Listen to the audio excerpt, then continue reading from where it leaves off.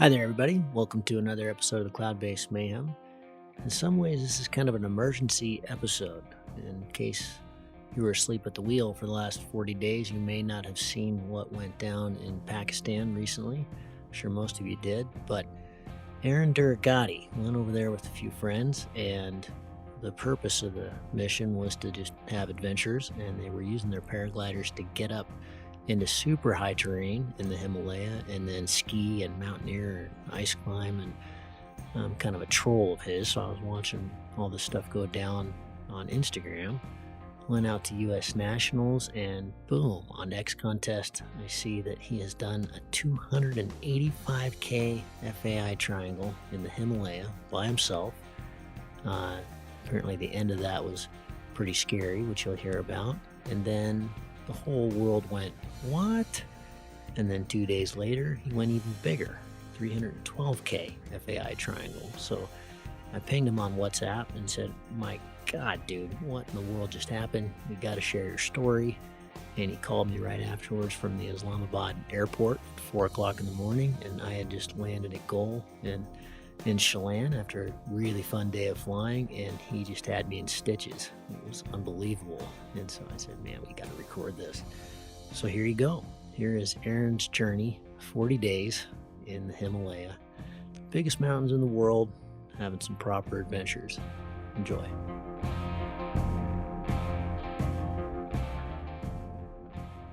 Aaron, you called me a couple days ago from the Islamabad airport. I had just landed at Gol and at the Nationals, and man, I hung up the phone and everybody's going, God, who was that, man? You sounded really excited.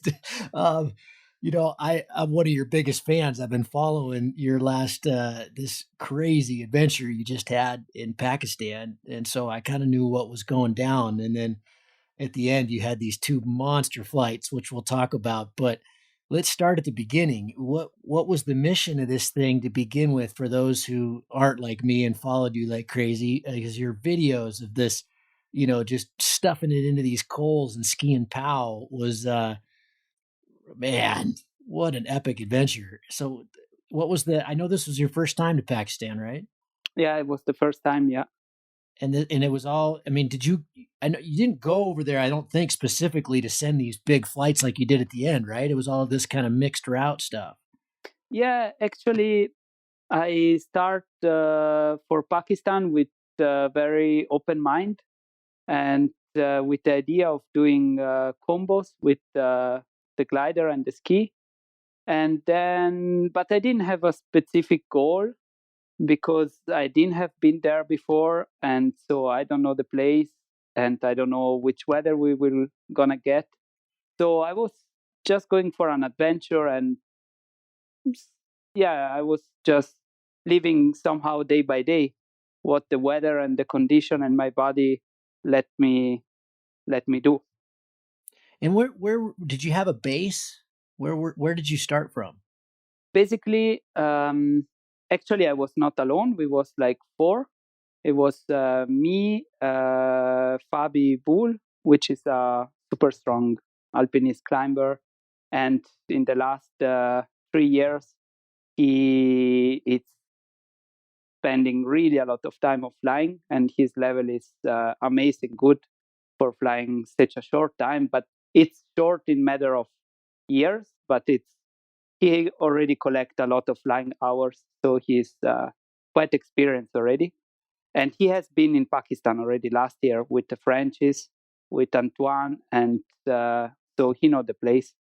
And then was Will Sim. It's a British climber working as a mountain guide in Chamonix, which gets really into paragliding as well.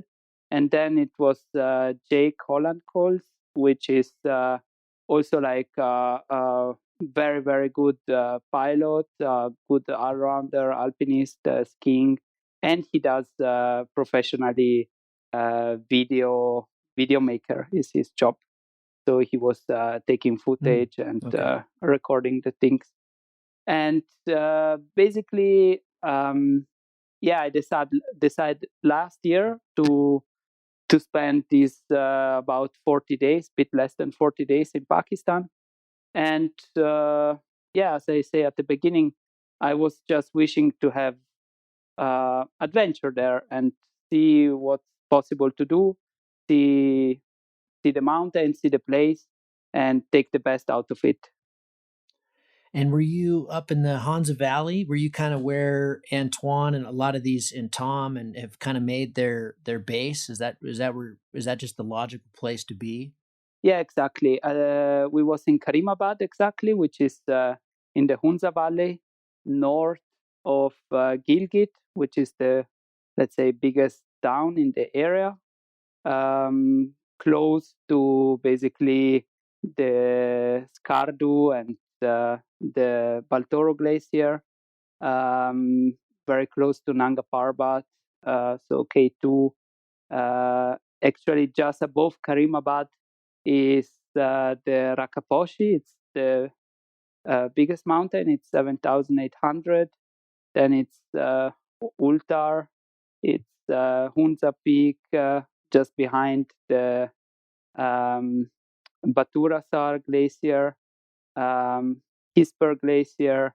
It's just somehow this Karimabad. It's in a way you can make comparison with Chamonix. Just yeah, I Hmm. would say at least 10 times bigger for the way you can go in the mountain. And did you spend quite a bit of time there just in the beginning? I know you guys had really bad weather to start off with, right?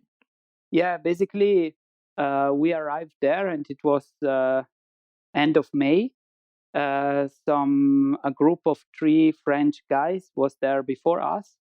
They had really poor weather.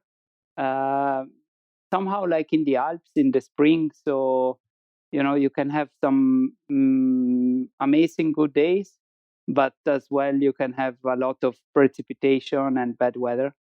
So that was the situation when we arrived.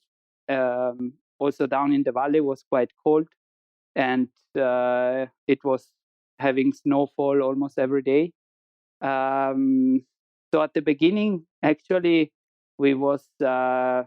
I mean, me, I was not disappointed because I like also to hike. But the very beginning, we couldn't fly, and yeah, after like 1 week, 10 days of always really unstable weather, you start to be a little bit wondering if it's gonna change. But from the other side, I think it was just perfect because we did from the very beginning a very good acclimatization. So we hike up on the very first we did. It was 4,300 meter. There was like um, a kind of a hut for the farmers with the animals, and we went to sleep up there. So the valley floor it's like 2,000 meter. So it's quite interesting. You have like valley floor on 2,000, and then you have mountain basically 8,000 meter high. So the gap is huge, which is way more Phew. different than in Yeah. India where I has been. There was also 7,000 meter plus mountain, but the valley floor was already 7,000. So actually, it doesn't feel so big, the old stuff.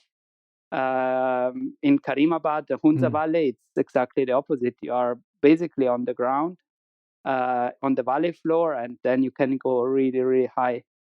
So basically, yeah, we start on That kind of sleeping. relief must be so striking. Yeah, so we start to sleep the first night on 4,300, and then on 445 or 46, and then again or something like 42, and then up to 45, and then on 5,000. I don't remember exactly, but I think we spent all in all about 10 nights between 4 and 5,000 meter. And yeah, I think that was really important for me because I had experience in altitude, but last time when I was going high, I got also this mountain sickness.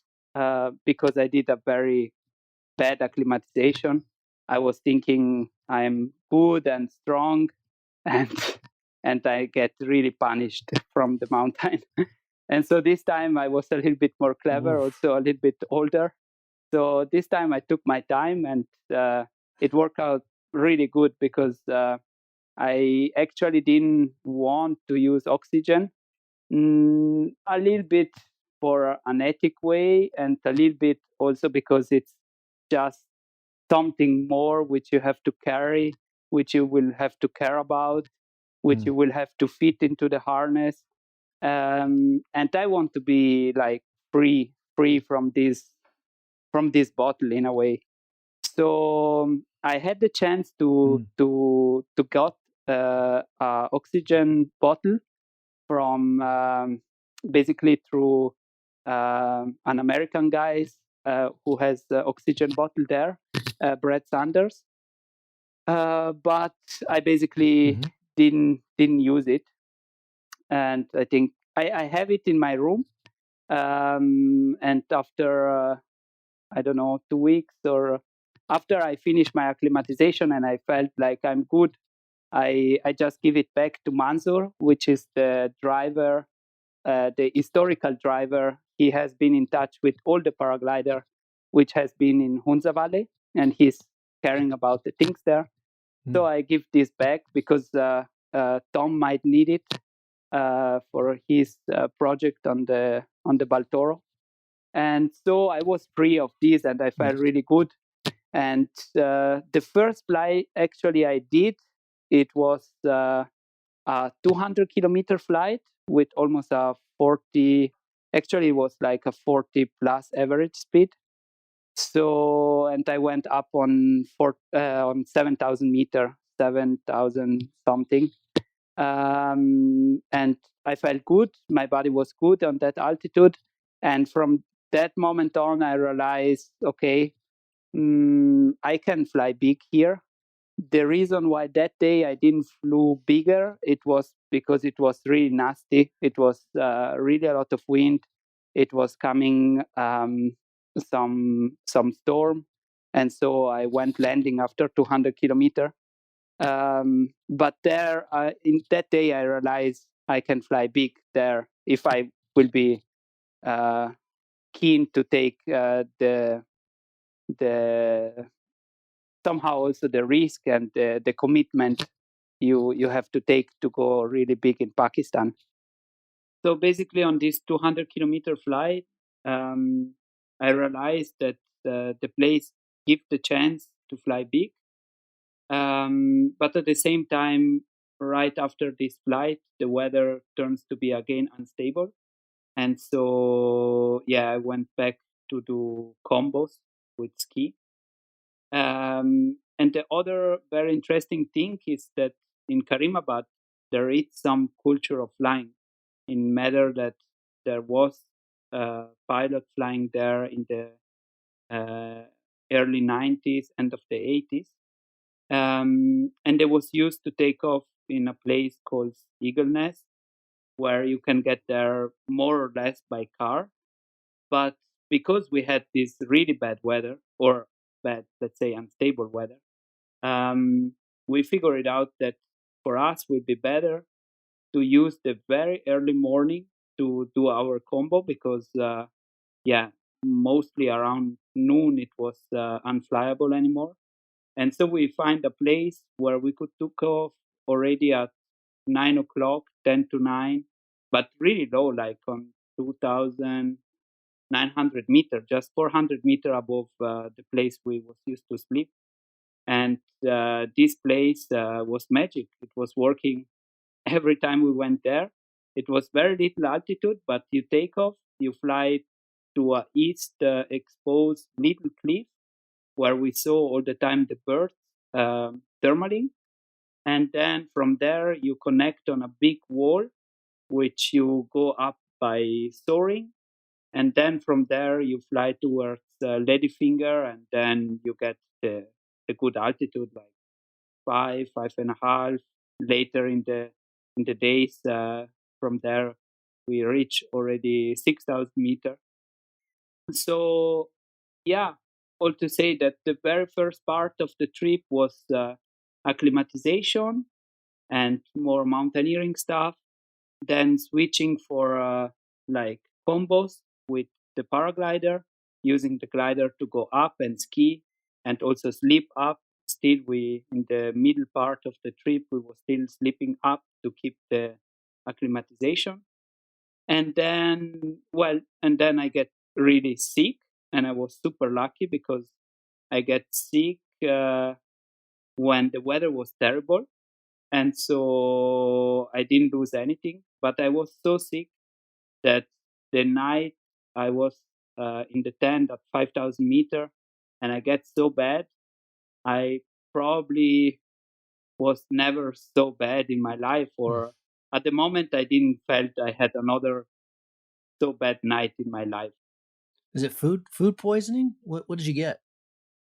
I think food poisoning, but in combination with probably altitude, because I didn't eat any different than the other guys, but I'm definitely more sensible on my stomach. And already in the morning after the dinner, I felt not too good. But my mistake was that sometimes at home I don't feel so good, and then I do some sport and I get better. And I was Sure. wishing to have the same there.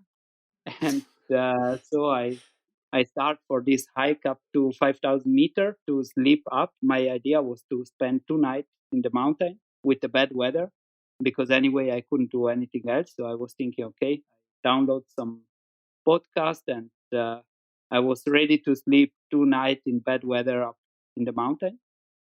But basically, when I arrived close to 5,000, I already vomit the first time. Then we decided with my friend to put the tent, and from there on, it was a horror. The whole night, really switching between vomiting and shaking from the cold, and vomiting and not getting air from. I was not vomiting anymore because I didn't have anything in my body, but the body would still want to eject something. So it was horrible. Oh, that's so bad in a tent too when you have to get up and go somewhere and it's the worst. Oh well, I didn't go anywhere. I vomited in the tent. Oh I had my like, god. yeah, no, Jesus. it was really ugly. It was definitely Oh. ugly. And then I was just wishing the next day to have some decent weather to at least fly down. I had my little glider, and done because I didn't have any power anymore. I felt like even lifting my arm was like a mission. But of course, the weather was terrible, so it was not flyable. So from there, we ski down, like, yeah, a little bit, but not too much, because the side we went skiing was not much snow. So after I had to walk on a moraine to get lower, and then eventually the weather was still ugly. But I say myself, okay, I have to fly because I will not manage to get down. I was like 20 times lower than the guys, and even this felt to me like super hardcore. I went like 10 minutes walking, 20 minutes staying, 10 minutes walking. And like this, I decided to take off, and yeah, I survived the flight, which was not that horrible, also not that nice, and managed down the valley, called Mansour, which picked me up on a jeep. And then I spent, I think, 3 days in the bed, not moving basically. And and I think this cost me like about 5 kilo or something like this. After this, Oh. I was looking really something like after exams. And and yeah, without the smiles. yeah. Oh my god, that sounds miserable. And then the funny thing was that as soon as I start to feel better, the weather start to be better as well. And so basically, I had one day where I was like, so okay, good. And the day after, I went for flying, and I fly this. 285. And then from there on start like a session of really good days and big action from my side, like the 285, which was actually a 300, but on the very last thermal on Hisper Glacier, it was already sunset and I was on 5,000 something meter, and I was expecting to close the triangle easily, but I get really splashed down from the katabatic wind from the glacier. And my tactic was, at the beginning I stay to the mountain, then I say, okay, I will go in the middle of the valley, because normally you get this very good lift when from all sides it's sinking air, but not. It was just glide ratio 1, 2, 2.5, something like this. And Jeez. in the end, I land in a super ugly place, in a gorge with the river below, and on the side, the slope was maybe 50 degrees. And Ooh. yeah, I kind of managed to land safe on before getting in really trouble down to the river. So I land a little bit higher, and then while I walk back to the. I walk a couple of hours to get out from there, which was already night.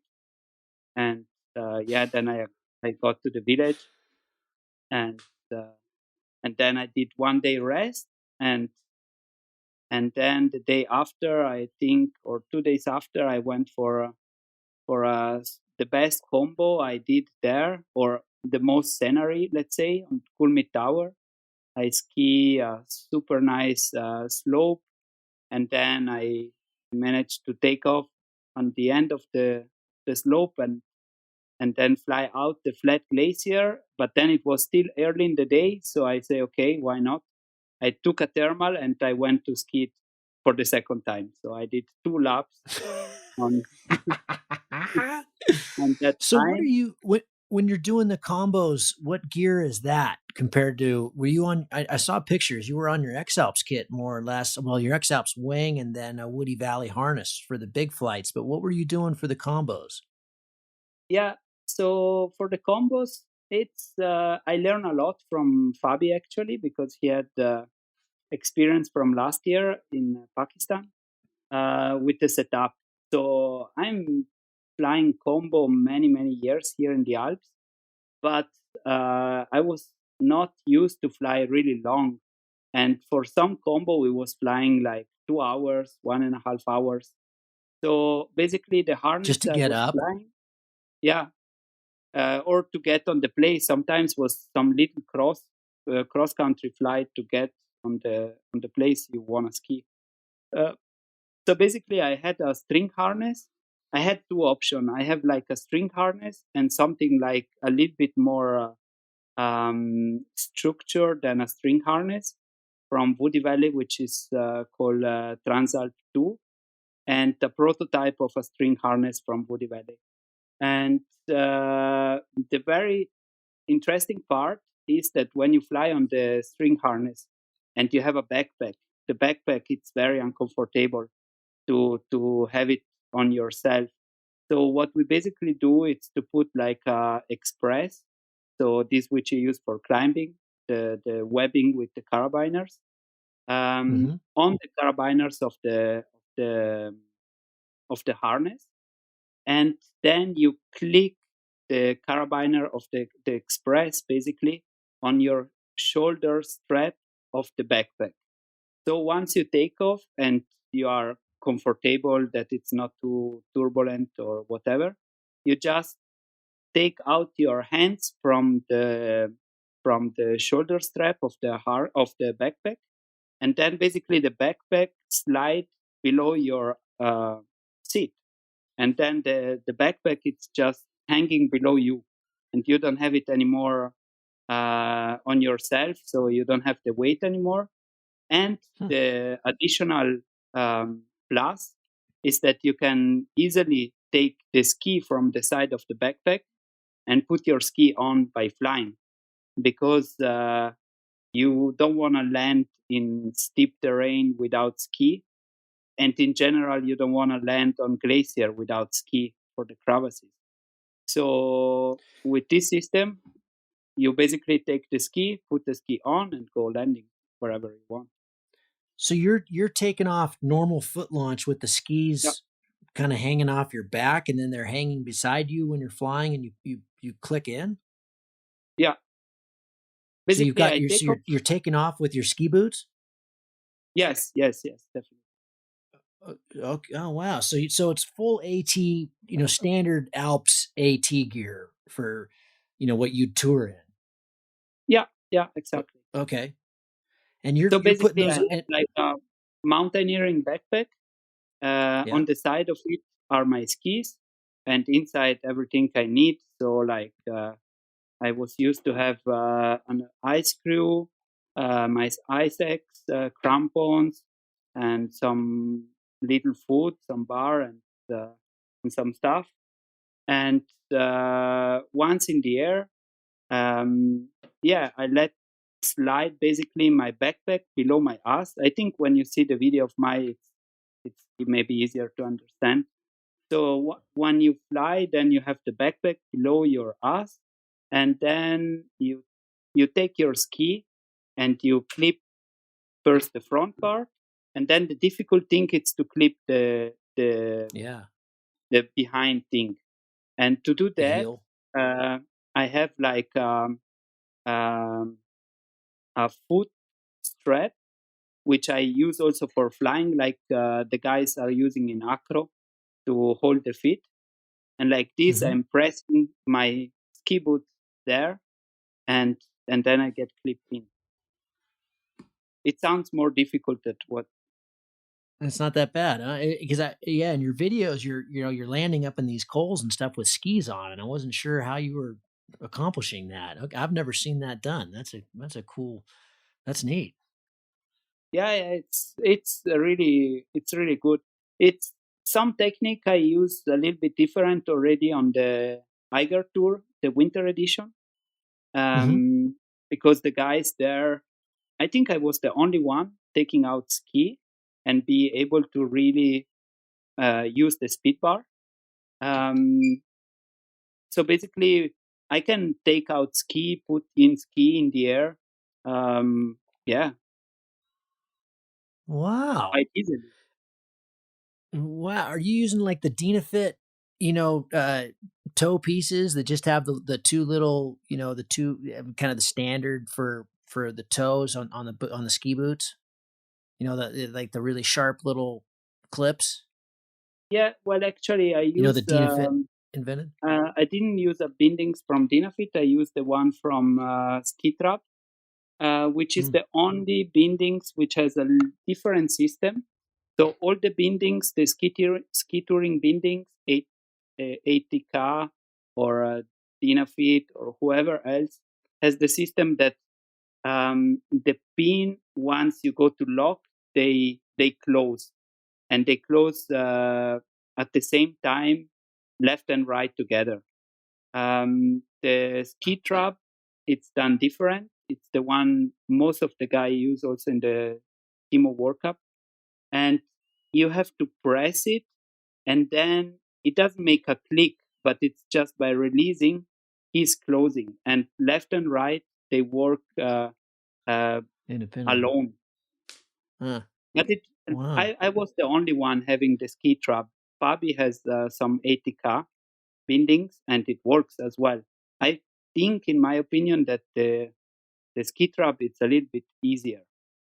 But then the only, let's say, issue I have that my bindings, it's super hard to get in the heel, because I have yeah, bad experience with weak bindings, and I don't want, because I risk my life already by steep skiing quite a lot with opening bindings. So I have a binding which is really hard to get the heel in. That's why I Mm. need this webbing on the foot strap to press myself into in, into the uh, be- behind part of the binding. And then what kind of snow conditions were you getting? Are you guys digging pits? Is it pretty high avalanche risk? Was it proper POW skiing, or was it just kind of more for the adventure? I mean, was the skiing good, or was it just kind of sloppy and more of an adventure skiing? We had actually everything. We had super good snow, like cold powder, and we had like spring snow, like firn, and we had also like this wet, bit heavy, warm, old powder. So we had a bit Hmm. of everything, but in general, I would say the quality was middle to high. Definitely not bad. Anything Wow. I ski was bad snow. And you were so if I got this right, so you're taking off around 2,000 meters, and you're kind of combo ridge soaring, thermaling, benching up, flying some XC to get up into the 5,000 and higher. How long are the runs I mean, are you skiing back down to kind of valley base, or how much snow? What were the kind of snow levels in terms of the elevations? Yeah, Are these the huge snow long line, coulees you guys are skiing? Or? the snow line was quite high. It's like about 4,002 to 4,400. Okay. 4,000 was the lowest, I think. So there was not long run. So it was, I think, the longest like 1,000 meter. But uh, yeah, but there was it was not really about how long you ski, but the quality and the The all things access. together. Like one of the line I ski with Fabi, it was on Ultar Glacier, and there basically we landed on a not really tiny, but like a kind of balcony, uh, because the big slope was below some huge serra. So I decided to land on the side, quite covered by some rock. We landed there actually after, I don't know, like 10 minutes. We are packing the stuff, a huge avalanche go down. So actually, if we would have landed in the slope, we might have been dead. So we are there actually happy that the avalanche went, because normally after one avalanche, you are safe. So making our way to the slope and then ski this slope, really, really nice and amazing scenery. And then this like slope ended on a flat or quite flat glacier, hanging over 1,000 meter cliff. So you can't anyway ski further.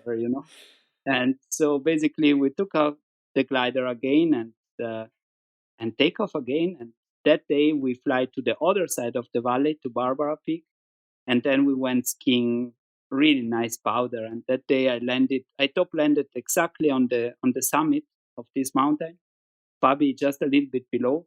And then we had amazing powder skiing on the upper part, and then an amazing fear on the lower part. So what do you want more in your life? That's just unbelievable. You said there's kind of a culture of flying there for many decades, and obviously there's a huge culture of climbing and mountaineering. But what about ski touring? Were you running into other people that are making turns in this part of the world? It's not something I've heard of there much, if at all, Yeah, actually. actually, there are some French guys which have skiing in this area.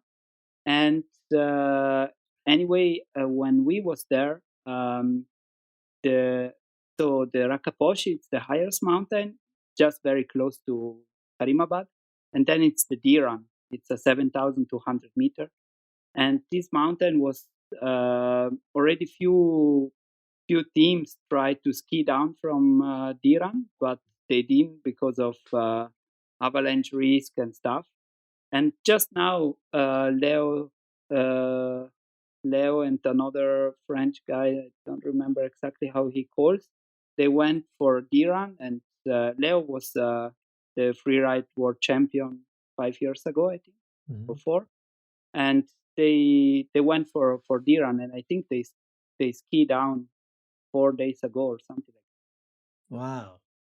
that. So it's not much done, but some some guys have skied there. And the French guys last year, the group of Antoine, it was Francois Ragolski, it was um, Fabi, and I don't know the others. They was also there doing combos and they ski. Hmm. So like on Yeah. Barbara Peak, there was skiing definitely, and this line which we did, me and Fabi, which I was just speaking about, that probably no, almost for sure, no one has skied there before. On Kulmi Tower, maybe the French guys was skiing this line before like 1 month before I was there.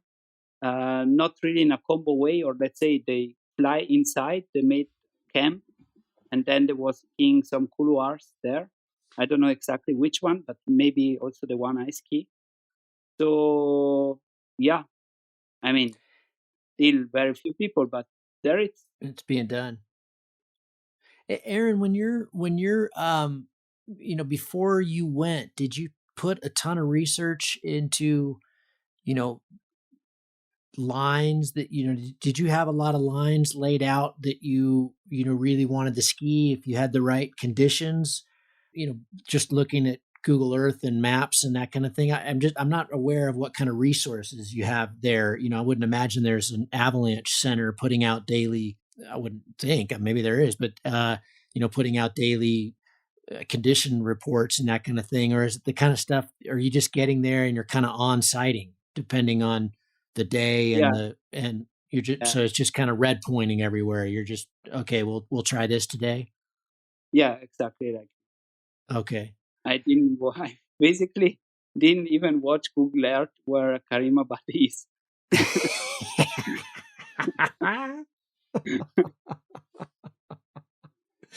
Okay, so you have some success with the combos. You get sick as hell, and it's awful.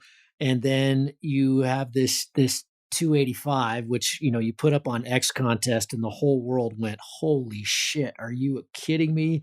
It sounds like kind of a dicey end, but. Before we get to the next one, that you had a day off, and then you had the really big one, and you and I talked about this the other day when you called me from the airport. But give people some perspective who haven't been to the Himalayas. What are the main differences between flying in the Alps? Is it stronger? Is it scarier? Is it what?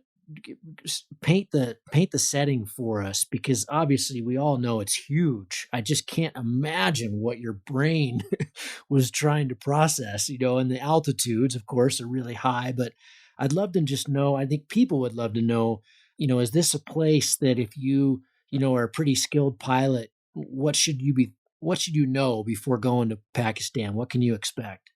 So for me, like the flying itself, in terms of strengths of the thermal and turbulence, it's very compare. You can compare it quite 1 to 1 to flying in the Alps in the spring by Hmm. by strong conditions. So um, I spoke with Brett Sanders, who has way more experience than me there, and he think the place is quite easy to fly. I mean, like the thermal are not turbulent Hmm. and stuff like this. To me, I think at least the flight I had, there was for sure more on the strong side of a alpine day, but it wasn't like nasty or really bad. Hmm. Definitely, the altitude give you a little bit an extra speed, but this you don't really feel like. I didn't felt that my reaction has to be really faster or. Uh, to me, the flying himself, the sportive side of flying, was quite similar as flying in the Alps. Hmm. What it's really different in Pakistan is that you are really by your own. and the commitment you take sometimes, it's not the whole flight, but there are some parts where you have to make this step, let's say, in the dark. Yeah, that's more the challenge, because landing, let's say you land in an easy place, maybe you walk a couple of days, or you will have to find another takeoff or wait a day for taking off again and get out of it. But there are also places where, without middle to high alpine experience, you will probably not survive the next hours, because the glacier are huge, and the things related to the glacier are big as well, like crevasses, seracs, stuff like this. So to me, it was more this, like the real adventure side of going in places where you know more or less that uh, every decision you take, it's gonna make your more or less your future. So in the good and in the bad way. Yeah. So I didn't feel like I was flying on full on risk. Like I felt like I was having quite a buffer, because I did want to go back home, you know. Yeah. Um, but yeah, I think the dimension there, it's really big, and you feel really small. Yeah, this is more the thing.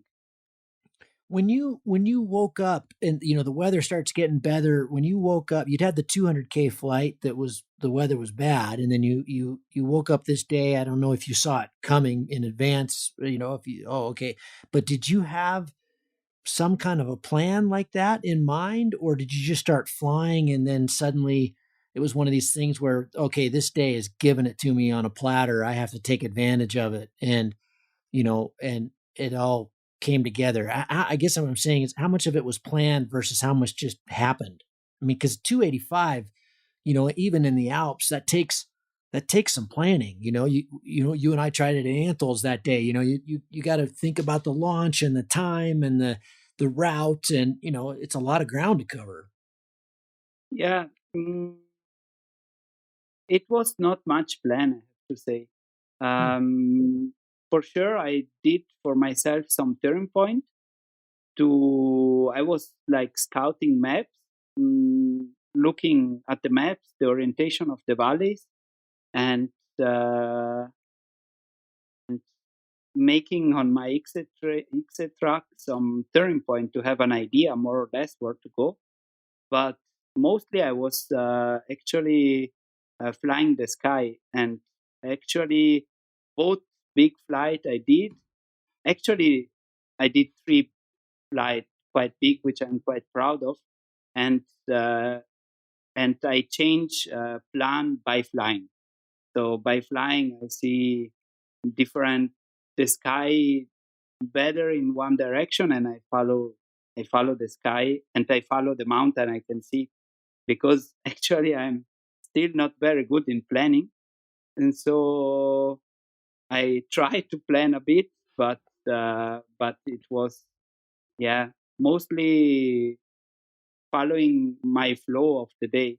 And about the weather, really, there we already from the beginning we decide, not that we decide, but we find out that we have just to open the eyes and look the sky, how it developed. And I was really happy with myself, because there was also days where I didn't went flying, either combo or staff, because I had this feeling, to me today it's not good, because I was looking at the clouds, I was looking at the sky, and I say I don't go flying. And in fact, for example, those 2 days, also the other guys went up on the takeoff, but then they didn't fly. Hmm. So it was more, yeah, the forecast was not a real forecast in a way. Really? So So it's really just kind of just looking up and deciding if this is the day. yeah, kind of, yeah, kind of this, yeah. I mean, I would think that mountains that big, even on the low wind days, like you said, with the glaciers being so big and the valley system so long and so massive, the were valley winds a big issue? You said the catabatics could, I would think, would be really strong sometimes, but what was the wind like to deal with? Well, like so we find out the rules, which Fabio already knows from the year before, that once on Rakaposhi start to um, pouring some rain or snow, it's immediately time to go landing. Immediately. Because Hmm. it was like 10 times stronger than a strong fun day in the Alps. So once on this mountain was getting some precipitation, it gets super crazy strong wind down in the valley, like amazingly strong.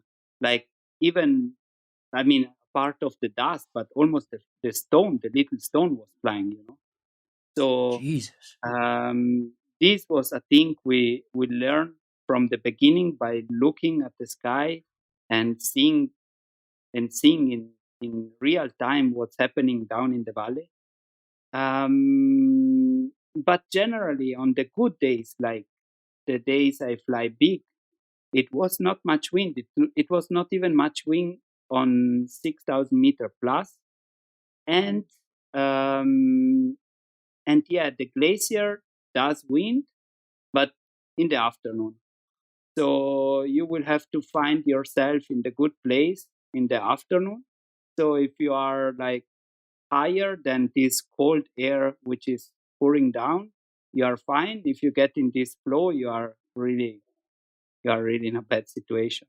And that was the key of my 312-kilometer flight, because actually it was in a way similar, but in the end I decided to fly a parallel valley where the glacier was a little bit lower, and thanks to this I think I managed to close the triangle, because the fly of the 285 I got this bad experience, and so on the 300 something I fly another valley where the glacier is just way lower, and I didn't get any katabatic wind from it, and I fly all the way back to Karimabad. How how do you how do you deal with what's in your head now going forward? I can't imagine what's what's in your mind. The bigness, the what you've just seen, and the style that you saw, because you did both these flights by yourself. But you saw the mountains of Pakistan in a way that really nobody has. I mean, people have flown there and seen, bits of it like you have, but um I don't even know what this question is. It's how I can't imagine um, what's in your mind now. I mean, you saw something that is just totally remarkable, and I'm sure very hard to articulate. Yeah, well, I feel myself super lucky to have this chance, and uh, to have done it a little bit also, how to say, uh, yeah, happy with myself that my brain and my willing bring me so far, um, and also quite proud of myself in a way, proud, and yeah, in the other way maybe it was a little bit stupid, but um, as I told you already, actually the big flight I did after my crash, which I had, and uh, and it was quite amazing doing this flight with the pain I had. So Yeah, I really want. let's talk about that again. When was the crash and what happened? That Basically wasn't the on social. day, the last uh, combo I did on the Gulmi Tower, which was perfect. And I skied 2 times this slope, and it was super great, everything. I fly then to Karimabad, the village, and I went for landing in a place I was landing already often, so a place I know. Any really super sketchy, dangerous place for landing. And also the day was going to die, so was no valley wind strong, no thermal. So I just went for landing, and actually the crash was not very spectacular. I just arrived. I have to land a little bit uphill, so I slow down my glider, let it shoot, and going for a nice landing. But probably in this moment I got little tailwind, I guess, and so the flare it didn't happen as I planned it gonna happen, and I land a little bit hard. Definitely, if I will have whatever protector on my back, on my ass, nothing will happen. But I was without anything below myself, and uh, and I hit a stone with my back. So at the beginning, I was thinking that probably it's broke because it was really painful, really, really painful. But then I was there anyway by myself. So what should I do? I start to pack my glider and start to walk. And by walking, I felt it was painful, but okay. So maybe it's not broken. And went to my room where I was staying, and the guys they was up in the mountain, so I was alone, and I didn't know. I took some painkiller and some cream, and I was thinking, okay. Then in the before going sleep, I was thinking, what the fuck can I do tomorrow? It's gonna be even more painful, but I wanna fly. I want to fly, so I decided to hang my harness on the place I was sleeping and seeing how it's gonna be to sit in the harness, because at that moment I couldn't sit on a chair. It was too painful. But my wish was that maybe in the harness it's gonna be better. And You funny truly are wise, an it addict. was exactly like this. So I sit into the harness, and it was way less painful than sitting on the bed, sitting on a chair, which was the worst anyway. And so I say, okay, so then maybe it's possible. But I still have to think how I will make it to the takeoff, because it was 1,000 vertical meter hiking with 20 kilo. But I say, okay, now I go sleep and I will see. So I went sleep in the morning. I stand up. I was in really pain, but I put my backpack on. I pull all the shoulder strap that it was not touching much my lower back, and somehow I hike up, and it I arrive up. I took one painkiller, and then I say, okay, I'm gonna take off and see if it's gonna be too painful. I'm gonna go landing, and if it's not too much painful, I'm gonna fly.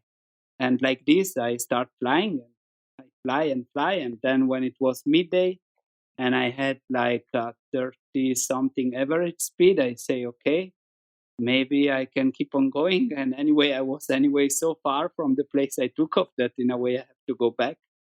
So I keep on flying, and then I keep on flying and flying, and then I had to change my plan because the sky was looking different than what I was planning to fly, and I find myself really low in a super high plateau where the valley floor was like about 4,000 meter, and I was 200 meter above the valley floor in completely shady sky. No sun, like zero sun, just shadow everywhere. And I was low, and I was thinking, okay, now if I'm gonna land here, it's gonna be at least 1 week walking. My back is super painful. It's gonna be time to find something to get up. And I believe so much on this that it in the shadow and fully cloudy sky, it built up like a little cloud, when even when it's everything dark, then you see that a little things start to build. And I Mm. went to this little ridge and I got the thermal, and with this I get back on 6,000, and slowly I get out of this plateau, then back in the main valley, and then fly to Rakaposhi, and then I become really fast because in that part of the flight my average speed went around 28 or 27. I just cruised 5 kilometers an hour average speed because I was just in surviving mode. But then I start to think, okay, but I can still make it on 300. And then I was not feeling any pain anymore. I was just in my flying flow. And I keep on flying, and it becomes better and better and better. And then it comes this golden hours, sun starting going down, and I'm keep on flying the fastest I can. And last thermal, it was actually till 5,500 on the sunset like in front of me. And with this last thermal, I took the good valley without much katabatic wind and fly all the way back to Karimabad. That was it. It just must have been on the ecstatic moon. I can't imagine just the emotions of all of that. Were you after the big flight, the 285, and you're doing all these flights without oxygen? Were you pretty wiped out? Were you tired? No. I mean, after one flight, after a big flight, I take 1 day rest from the 285, because actually from the 285 I come back home, I think midnight, because because I get splashed down and I had to walk, and so I was coming back super late. So the next day I did nothing, and actually it was this tour de force of doing the combo, crashing, flying the 300, and then the day after I rest. But then the the day after I went again flying, and it was basically the day before I have to leave to take the plane. And I say myself, okay, now you will go easy because you can't bomb out. You have your back, it's sore, and just go easy. So I start with the idea of going easy. But then again, I came into this super mood where I just fly, fly, fly. But it's a place where it's quite commitment with jumping over a ridge, and then you have like a flat glacier, and there I jump over this ridge, and I say no, today it's not the day, and I turn back. So I just went over, and I didn't felt like good, and I just turned back, and I think that was really good, because I think if you have to listen a little bit on yourself. And so I turn back and I say, fuck it, today I'm not going to fly there. And I fly back. And then I was a little bit for like a 5 minute without a plan what to do. And then I just start again to follow the sky and a little bit the FIE sector. And I'm flying towards basically south. And then I get the first big present was to flying not really close, but close enough to see quite good the Nanga Parbat. So basically totally a different route I fly of the two other big flight I did. So I came as close as for me possible to see quite well the Nanga Parbat, and then on the way back, flying back towards my starting place, I had the option to do like a little bit a detour, but safe and for sure easy to fly, or to fly towards the really big mountain, Rakaposhi and Diran, where it's one saddle on, I don't remember, but not too high, where I could jump over and coming back in the valley of Karimabad. But the downside of this option was that if I will fucked up, I would land in a place crazy wild. And so I have these two boys. Should I do, should I not? But then I say, yes, for sure you have to do it. So I went for it. I arrived to Dira Merakaposhi and I was below, way below the summit, but I felt like that I have good chance to pass over the saddle. And I went for it, and of course I didn't pass it. And then it was like this moment with really, really scareness, because below me it's like huge, massive glacier full of just crevasses, and I know if I will not find a thermal now, I will land there. Plus, I will also miss the plane. That was for sure that Right. I'm gonna miss the plane. and then yeah, I got again like a very weak lift, like the weakest of the whole month, and I thermal this like gold, and I make it just enough to pass with maybe 50 meter over the ridge and being on the other side. That was maybe, yeah, maybe was the biggest emotion of the whole trip, passing this ridge. Wow. And that flight was, Man. let's say, just 230 kilometer, but it was full of emotion. Wow. So that was the last one. So Yeah, after yeah, the the last, 312, there was another one. yeah, yeah. Jeez. You're insatiable. Didn't you ever want to just go to the valley and drink beer and call it good? Well, in Pakistan, you can't drink beer. Of course. Yes, that's right. um, so 40 days. It sounds like the adventure wasn't over even when it was supposed to be over. It was quite an epic even to get to the airport where you called me. Where do you take it from here, man? I'm sure you're back with your family and they're very happy to have you home, but how do you deal with I've been calling it lately the mirage of success, that okay, we've finally done as much as we need to do and we can back off, but I know that's not your style. So what's next? Well, now I, yeah, actually, what's next is to get uh, to get in shape and not having pain to my back. Once I come back Does it home, I was straight to the doctor, and luckily he say I'm like crazy lucky that I didn't broke my back, really? because Ooh, wow. uh, it's I have like half of my back it's black and violet. Ooh. Oh, you really hit So hard. yeah, yeah. So Wow. well, the first thing it's now to get fit again, but in my head it's now full on competition mode, because Hmm. I want now to compete, and uh, uh, the very next thing, which I don't know, I really hope I can do. It's the competition I organized with Paul together. Mm-hmm. This hike and fly Saliva Hike and Fly Trophy, which is in my Mm-hmm. home place, and it's my race.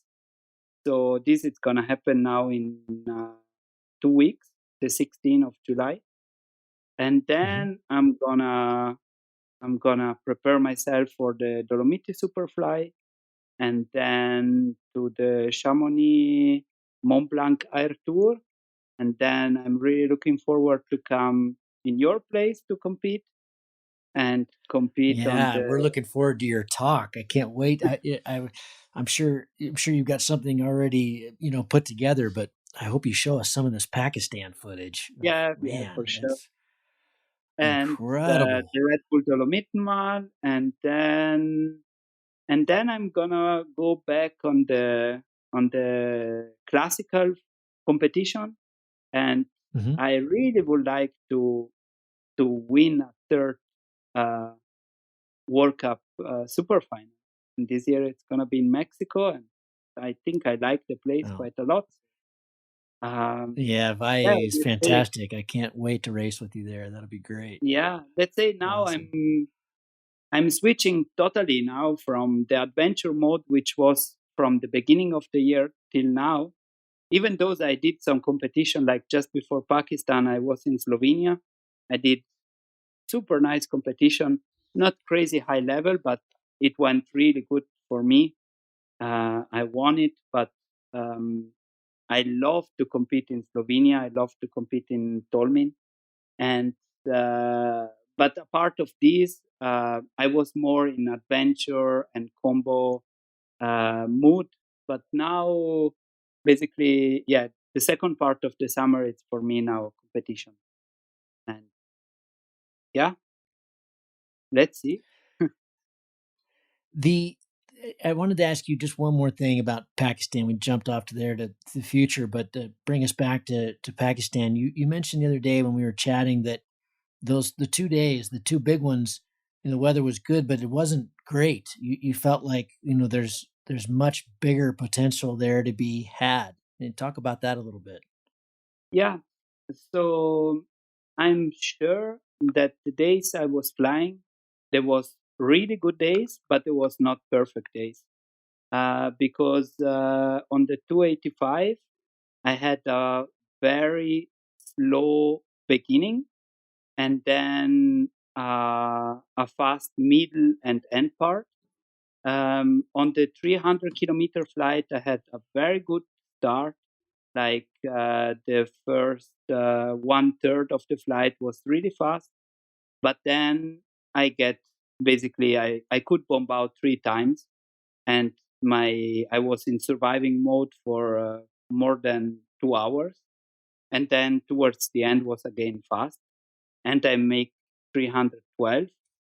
So I'm quite sure that in a good day, in a really good day, with um, with the experience I have there now, I could really go for a 350 to 370 kilometer.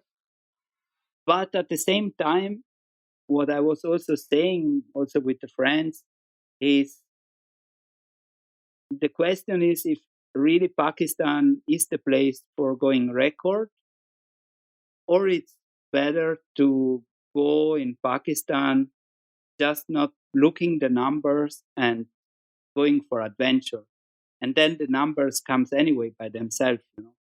So I Sure. don't know if it's right to I mean, right, it's not the right word, but I don't know if it's really makes sense to speak about 350, 370, or even 400 kilometer in Pakistan, because it's a it's a place for adventure, I think, and not only for thinking. Like, for example, for me, Brazil, I have been twice, and I flew the 500 kilometer, which was a goal of mine, and there really it was just about number for me.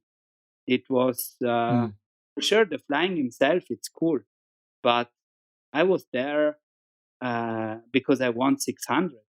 I mean, the first time I won 500 and I did it, but then the second time I won 600, and I was not much looking about the beauty of the flying and the place, but more about the numbers. mm, So maybe for me, I want to keep. I don't know if I will go back in Pakistan, but um, maybe I want to keep this place at least with the idea to keep it for real adventure flying and combos and not for chasing numbers. mm. So yeah, this was a little It bit. I didn't realize you said the one place would be a week long walkout potentially. I didn't realize. I mean, obviously, when people think of the Himalayas, they think of it as being quite remote. But I've also thought there's really a lot of villages. But I guess that's not at the really high levels. At the really high Depends elevations, then it just place. gets snow and ice. Depends on the place. Like in the valleys, the main valleys, wherever you land, somehow you will get a ride, or you will get Mm, out quite easy. Um, but for example, from Gilgit to um, to the Nanga Parbat, let's say, um, yeah, there it's this kind of. It's not a real plateau, but it's kind of an island between two big valleys, and there, for mm, example, it's nothing. Or the Hisper mm. Glacier, I think it's like 70 or 80 kilometers long, and that's just a glacier. So Jeez. there, it's definitely other dimension. And like, for example, when I did the X-Peer, I took part two times, 2014 and 2016, 2014 and 2016. I really like it, the Pyrenees, because they are way more wild than the Alps are. So in the Alps, Mm, it's really rare you fly longer than 10 minutes and you don't see a house or something, or a hut, or a trail, or something. On the mm, Pyrenees, you might have flown 30 kilometers without seeing a trail, or a hut, or a house, or a human. But in Pakistan, you can fly really long without seeing anyone and anything. And let, uh, let, yeah, that's yeah. I mean, I just this the contrast and the size and the scope of what you saw and what you did are just unbelievable, man. I'm proud of you. It's just incredible, incredible, and I'm glad you made it safely home. You brought up the X Pier. We got to talk about that because that just went down. You were busy, I'm sure, and didn't see. I don't know if you how much of that you saw, but hell of a race this year. Just unbelievable. They had a lot of everything. They did a lot of miles on the ground. Everybody, even Kriegel, because it was the first couple of days was pretty much a ground game, and then they had a much different course. It kind of did this big up and around thing all around the big mountains, and man, Maxime looked like he had him at the end, and then Kriegel did his thing and got him, and it was just God. He's he really truly is special, isn't he? Just remarkable talent there, and yeah, the move he made on Maxime there at the end was pretty extraordinary. I don't know how he knows how to do this kind of stuff, but he just taps into yeah, this. I didn't follow, but I just see now yesterday a little bit, of course, that Kriegel won, and Maxime and Remy.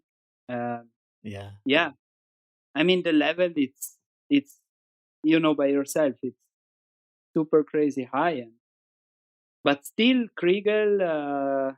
I mean, it's almost any other sportman in all the sport which has such a long legacy. Um, yeah, so somehow it's just special. What do you want to tell him? yeah. It's just it really is special.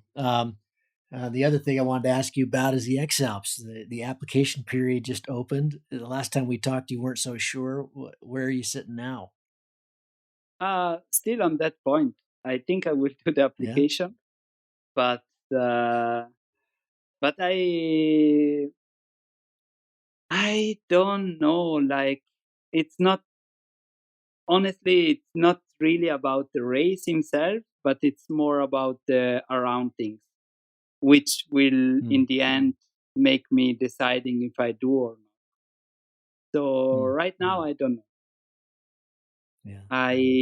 I'm for sure still willing to compete a lot, and that's why I'm gonna go for the X-Red Rocks and all the other comps I do. Um, but about X Alps, I'm still not sure yet. Aaron, thanks for sharing this all with us. I'm sure all the people listening are really hoping you do, as I am, of course. You're so fun to watch every single time, but I get it. We've done it a lot too. So, but congratulations on just an epic adventure. You blew all of our minds, and it's good to hear about it just right when you come home. So while it's all still fresh, but can't wait to see all the videos and all the stuff you guys produced from this just insane trip. But glad you're safe, buddy. Glad you're home. Yeah, thank you very much, Gavin. Thank you, and yeah, looking forward to see you on the Dolomiti Superfly. No, are you coming in Europe? Yes, I am. Yeah, we'll be there next month. I'm going to be supporting Ben, and yeah, it'll be a fun. It'll be great fun. It'll be a good time. Yeah, We yeah, won't be racing really. at your pace, but it'll be really, I've never supported anybody. So, and Ben supported me 4 times. So I owe him. We'll have a blast. It'll be a lot of fun. It's gonna be nice. Sure. Cool. Thank you very much. Thank you, buddy. Talk soon.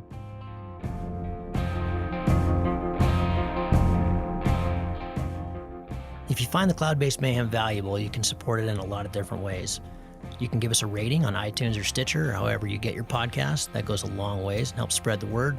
You can blog about it on your own website or share it on social media. You can talk about it on the way up to launch with your pilot friends. I know a lot of interesting conversations have happened that way. And of course, you can support us financially. This show does take a lot of time, a lot of editing, a lot of storage and music and all kinds of behind the scenes cost. So if you can support us financially, all we've ever asked for is $1 a show. And you can do that through a one-time donation through PayPal, or you can set up a subscription service that charges you for each show that comes out. We put a new show out every 2 weeks. So for example, if you did $1 a show and every 2 weeks, it'd be about $25 a year. So way cheaper than a magazine subscription. And it makes all of this possible. I do not want to fund this show with advertising or sponsors. We get asked about that pretty frequently, but for a whole bunch of different reasons, which I've said many times on the show, I don't want to do that. I don't like having that stuff at the front of the show. And I also want you to know that these are authentic conversations with real people, and these are just our opinions, but our opinions are not being skewed by sponsors or advertising dollars. I think that's a pretty toxic business model. So I hope you dig that. You can support us. If you go to cloudbasedmayhem.com, you can find the places to support. You can do it through patreon.com/cloudbasedmayhem. If you want a recurring subscription, you can also do that directly through the website. We've tried to make it really easy, and that will give you access to all the bonus material, little video casts that we do and extra little nuggets that we find in conversations that don't make it into the main show, but we feel like you should hear. We don't put any of that behind a paywall. If you can't afford to support us, then just let me know and I'll set you up with an account. Of course, that'll be lifetime, and hopefully you're being in a position someday to be able to support us. But you'll find all that on the website. All of you who have supported us or even joined our newsletter or bought Cloud-Based Mayhem merchandise, t-shirts or hats or anything, you should be all set up. You should have an account and you should be able to access all that bonus material now. Thank you so much for listening. I really appreciate your support, and we'll see you on the next show. Thank you.